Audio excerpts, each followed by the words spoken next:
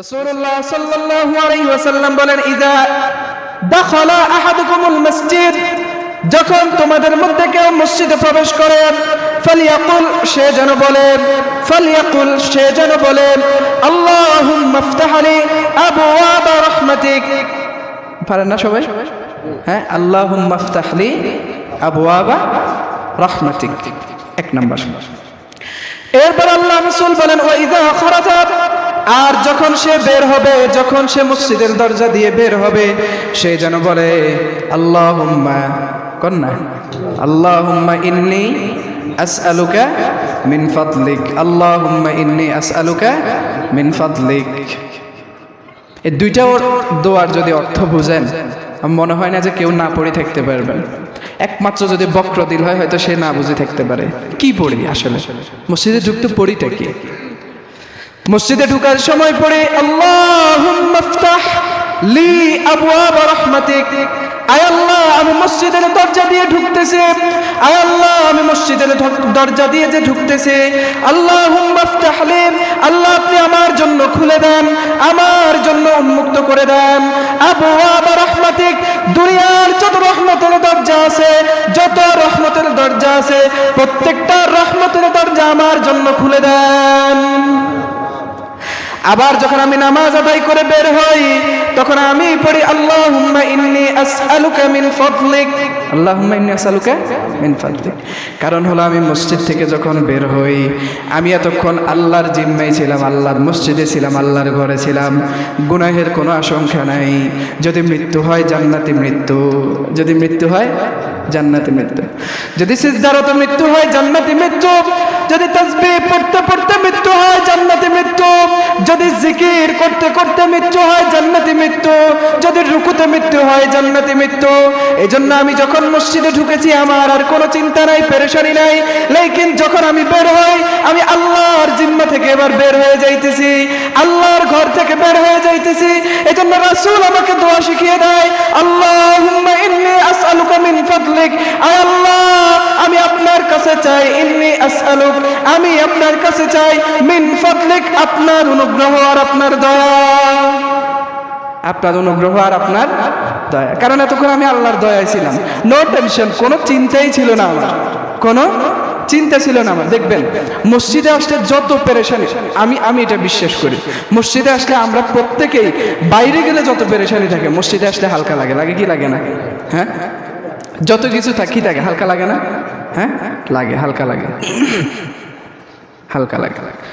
তা আপনি যখন মসজিদ থেকে বের হইতেছেন, এবার কিন্তু আল্লাহর জিম্মা থেকে বাইরে, আল্লাহর খাস রহমত থেকে কি বাইরে। এই জন্য আল্লাহ তাআলা বলে দিচ্ছেন কি আল্লাহুম্মা ইন্নী, আল্লাহ রাসূল বলে দিচ্ছেন কি আল্লাহুম্মা ইন্নী আসআলুকা মিন ফাদলিক, যে আল্লাহ আমি আপনার অনুগ্রহ চাই। কারণ বাইরে আমাকে অনুগ্রহ করার কেউ নেই। এতক্ষণ আপনার ঘরে ছিলাম, আপনার দয়া ছিল, রহমত ছিল, অনুগ্রহ ছিল। যতক্ষণ বসেছিলাম ততক্ষণ আমার আমলনামায় ফেরেশতা দোয়া করতেছিল। যতক্ষণ আমি মসজিদে বসেছিলাম ততক্ষণ পর্যন্ত ফেরেশতারা বলতেছিল আল্লাহ আপনি তারা মাফ করে দেন, তার জিন্দেগির গুনাহগুলো মাফ করে দেন। এখন যখন আমি বের হইতেছি, আমার আর দোয়া করার কেউ নাই, আমাকে আর বাঁচানোর কেউ নাই। এই জন্য আমি বলতেছি রাসূল আমাকে শিখিয়ে দেন, আল্লাহ আপনার অনুগ্রহ যেন আমার সাথে থাকে, আমি বাইর হইতেছি। এই জন্য এই দোয়াটা পড়বেন তো ইনশাআল্লাহ। ঢুকতে দোয়াটা কি বলেন তো? আল্লাহুম্মা ইফতাহ লি আবওয়াবা রাহমাতিক। আরেকটা কি? আল্লাহুম্মা ইন্নী আসআলুকা মিন ফাদলিক। ঢুকার একটা আদব আছে। মসজিদে ঢুকতে সর্বপ্রথম বিসমিল্লাহ বলা। কি? বিসমিল্লাহ বলা। 5 কাজ।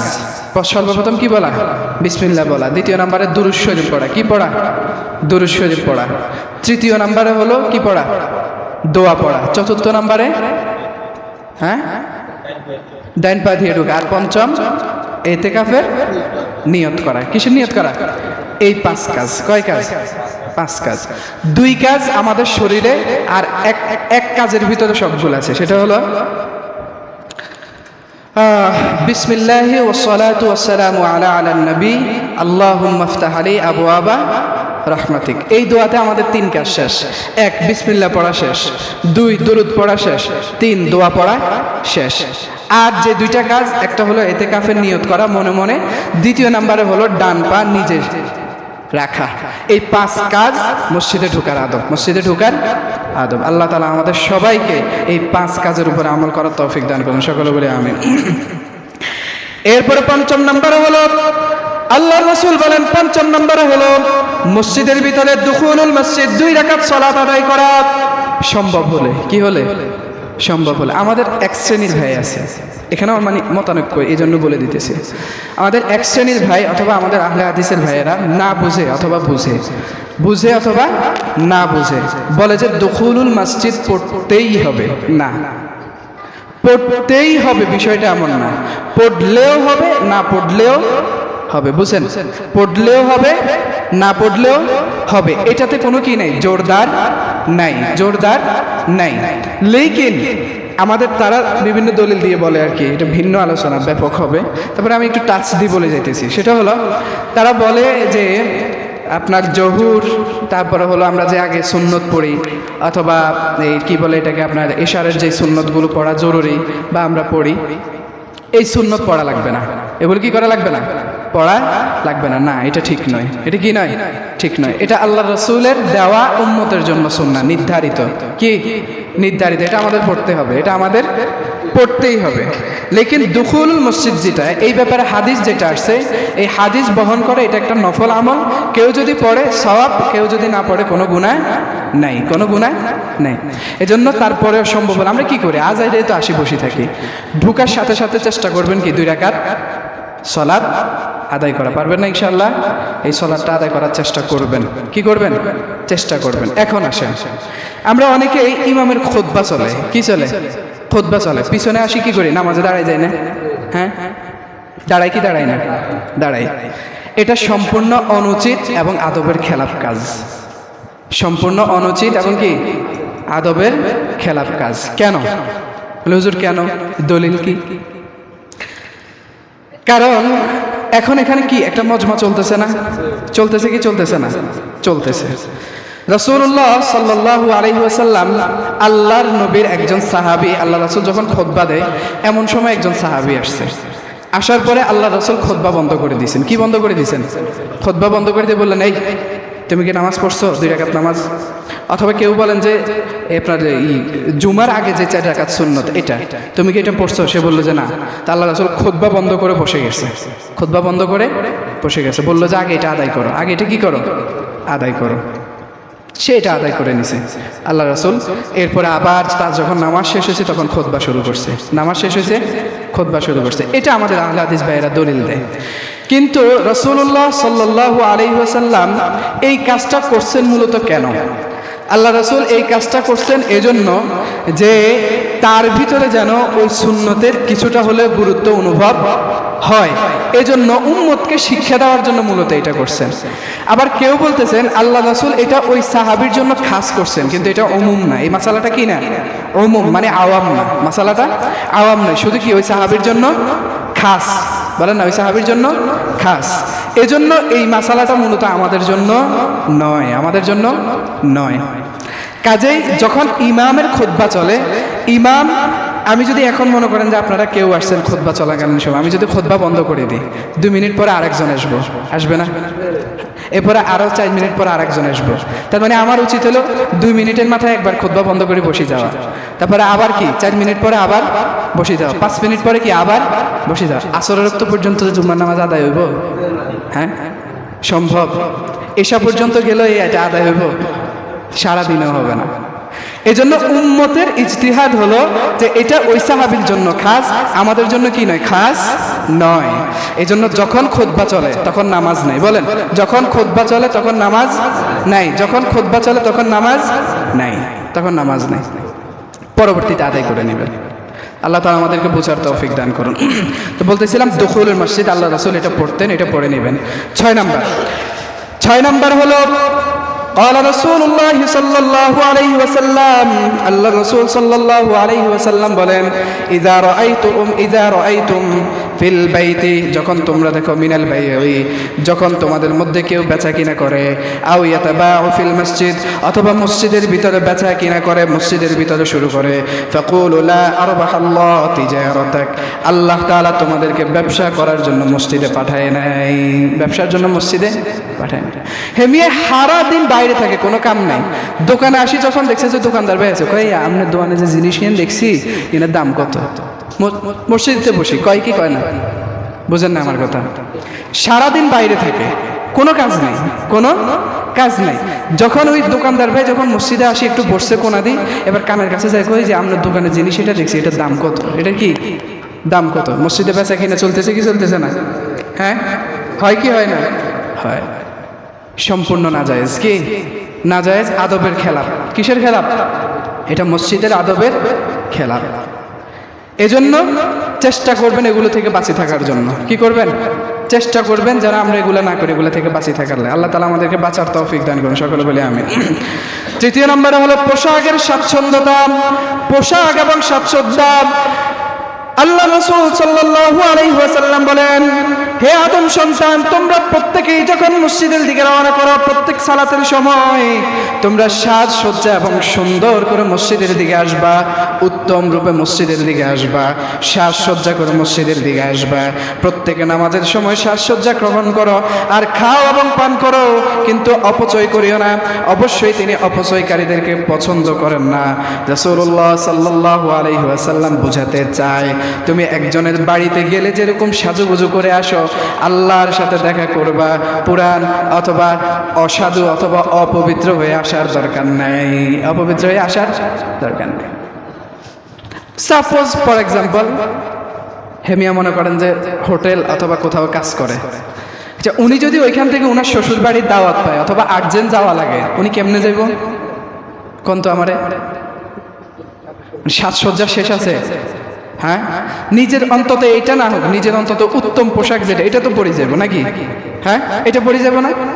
অথচ 5 বার আপনি আল্লাহর ঘরের মেহমান হন, আর আপনি চলে আসেন কেমনে? পায়ের সাথে অসংখ্য কাস্তানি মসজিদে ঢুকে যায়। কি আছে না এরকম? হ্যাঁ, আছে না? নাই কর না, আছে। আর মুয়াজ্জিন সাহেব পরিষ্কার করতে করতে আমি আর রু নাই, শেষ। বিবেকবান হন একটু। এরকম কিন্তু আমাদের সমাজে কিছু লোক আছে, নাইলে আল্লাহ রাসূল এই হাদিস কইতো না, আল্লাহ রাসূল এটা বলতো না, এটা আছে। এজন্য নিজে পরিপাটি হয়ে একবারে সুন্দর হয়ে উত্তম রূপে যতটুকু সম্ভব ততটুকু ভাবে আপনি মসজিদে আসার চেষ্টা করবেন ইনশাআল্লাহ। আল্লাহ তাআলা আমাদের সবাইকে তৌফিক দান করুন। আমি সময় কম, এজন্য আমি টানি যাইতেছি, একবারে অল্প সময়। এরপরে রাসূলুল্লাহ সাল্লাল্লাহু আলাইহি ওয়াসাল্লাম বলেন, হাদিসের সার নির্যাস থেকে আমি আপনাদেরকে শুধু টপিকসগুলো বলে যেতেছি।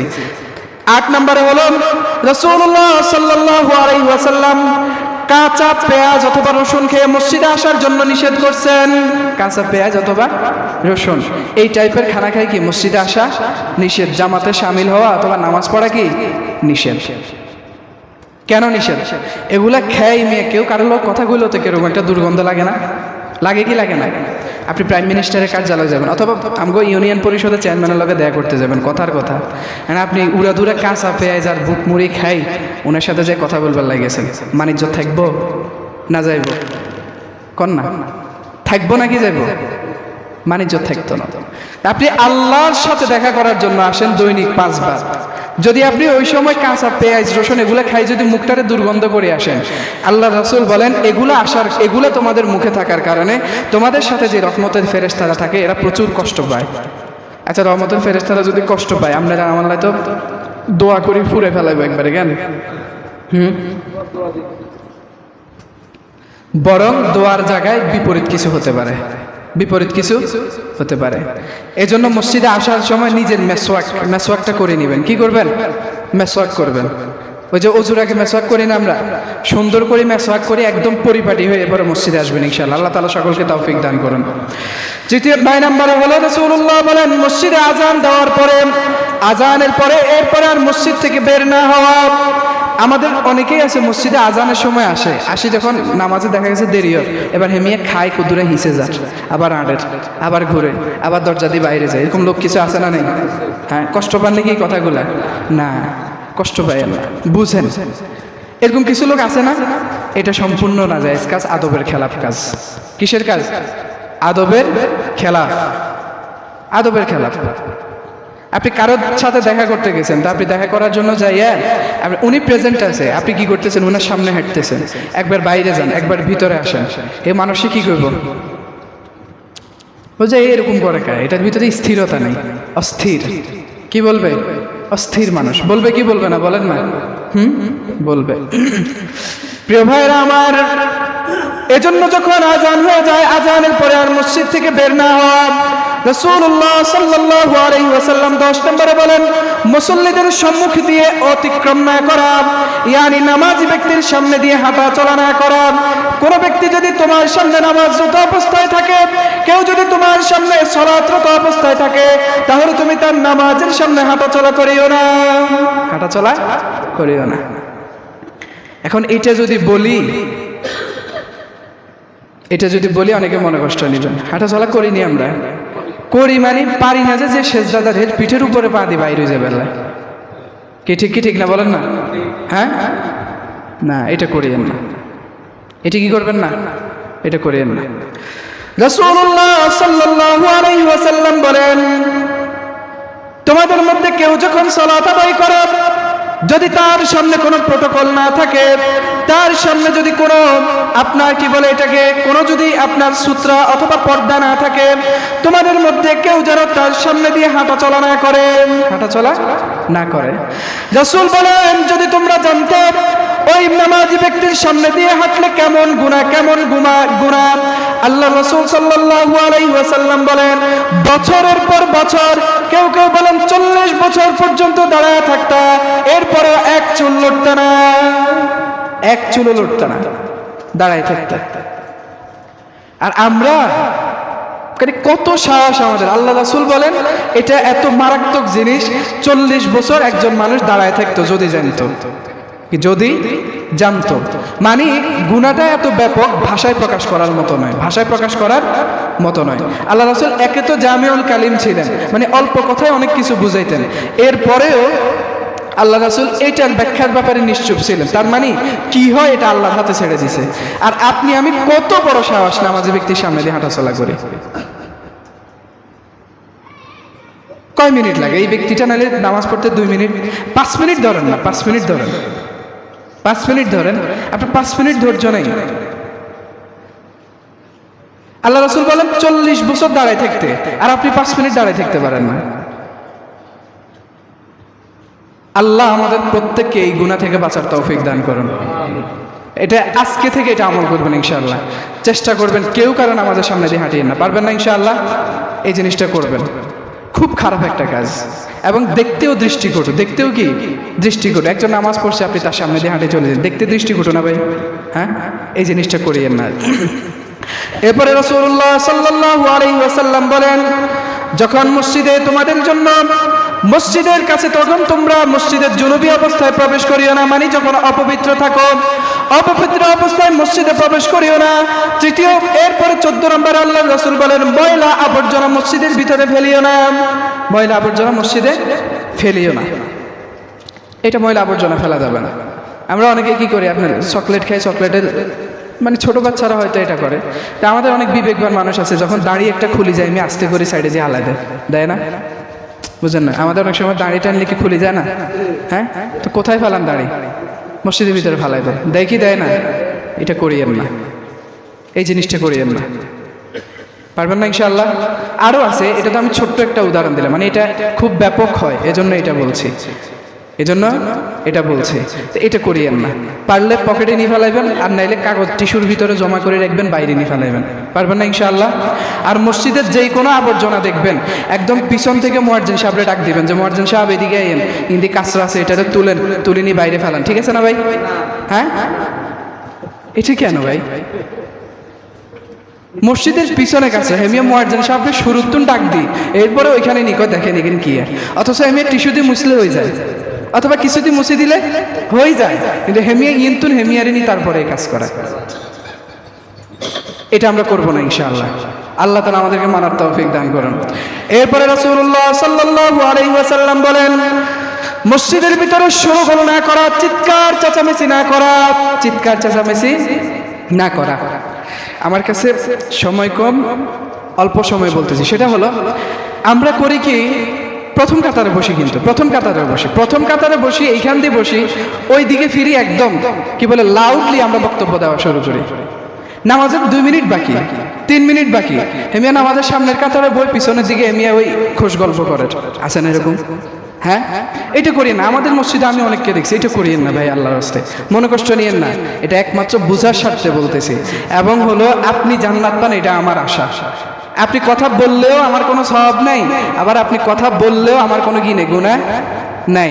বুঝেন নাই আমরা কথা?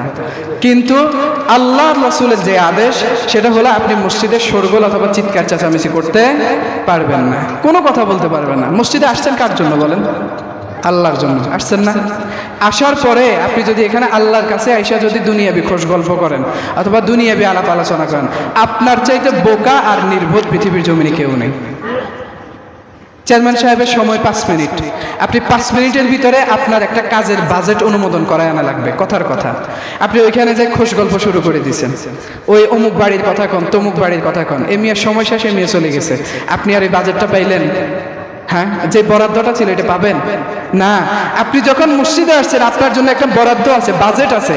এই বাজেটটা আপনাকে জিকিরের মাধ্যমে আদায় করে নিতে হবে, তাসবিহ তাহলিলের মাধ্যমে আদায় করে নিতে হবে, সালাতের মাধ্যমে আদায় করে নিতে হবে, মুনাজাতের মাধ্যমে আদায় করে নিতে হবে।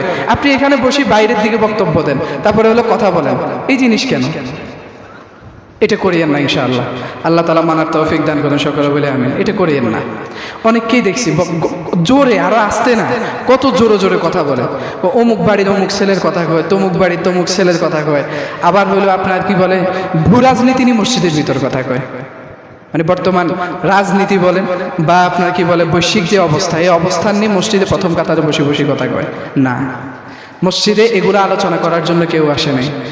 মসজিদে আসছি, হয় আমার জবানে বাসবে আল্লাহ আল্লাহ আল্লাহ, অথবা লা ইলাহা ইল্লাল্লাহ লা ইলাহা ইল্লাল্লাহ, অথবা সুবহানাল্লাহ আলহামদুলিল্লাহ, অথবা আমার নামাজে থাকবো, অথবা আমি সালাতে থাকবো, সিয়ামে থাকবো, অথবা আমি কোরআন তেলাওয়াত করব। এরপরেও ফাহিশা কথা বলা যাবে না, ফাহিশা কথা বলা যাবে না। প্রিয় ভাইরা আমার, সবশেষ এই জিনিসটা বুঝার বিষয়, সেটা হলো মসজিদের এই আদবগুলো যদি কেউ রক্ষা করতে না পারে, এটা যদি কেউ মানতে না পারে, এটা যদি কেউ গ্রহণ না করে, তাহলে সে মসজিদে আসবে ঠিকই, কিন্তু আল্লাহ না করুক, আল্লাহ না করুক, কিয়ামতের দিন জান্নাত পাওয়া তার জন্য বড় মুশকিল হয়ে যাবে, বড় মুশকিল হবে। এজন্য আমাদের প্রত্যেকের এই যে মসজিদের আদবগুলো ইনশাআল্লাহ আমরা রক্ষা করব না ইনশাআল্লাহ? আল্লাহ তাআলা আমাদের সবাইকে মানার মতো তৌফিক দান করুন সকলে বলে আমিন।